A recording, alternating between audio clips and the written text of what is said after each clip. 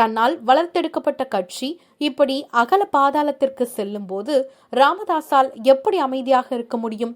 அன்புமணி இதை எப்படி எடுத்துக்கொள்கிறார் என்று தெரியவில்லை. ஆனால் ஒன்று மட்டும் தெரிகிறது, இனிமேல் நான் தான் கட்சி என்ற மனநிலையில் இருக்கிறார். இந்த வகையில் தலைவர் கலைஞர் இறக்கும் வரை தலைவர் சொல்லே எனது எண்ண ஓட்டம் என்பதில் தெளிவாக இருந்தார் இன்றைய தமிழ்நாடு முதல்வர் மு.க.ஸ்டாலின் அவர்கள். அவர் பார்க்காத துறை அல்ல, ஈடுபடாத போராட்டங்கள் இல்லை. ஒருபோதும் அன்புமணியின் மனநிலைக்கு ஸ்டாலின் வந்ததே இல்லை. கலைஞர் இறக்கும் முன் அப்பா என்று ஒருமுறை அழைத்து கொள்ளவா என்றவர்தான் ஸ்டாலின். அந்த அணுகுமுறைதான் இன்று அசைக்க முடியாத சிம்மாசனத்தில் உட்கார வைத்திருக்கிறது.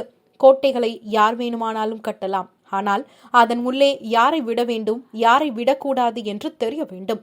கோட்டையில் கொடியை நட வேண்டும் என்ற எண்ணம் மட்டும் போதாது, அதை போற்றி பாதுகாக்க வேண்டும். இல்லையேல் மண்ணோடு மண்ணாக கோட்டை மடிந்துவிடும், வரலாற்றில் மறைந்தே விடும்.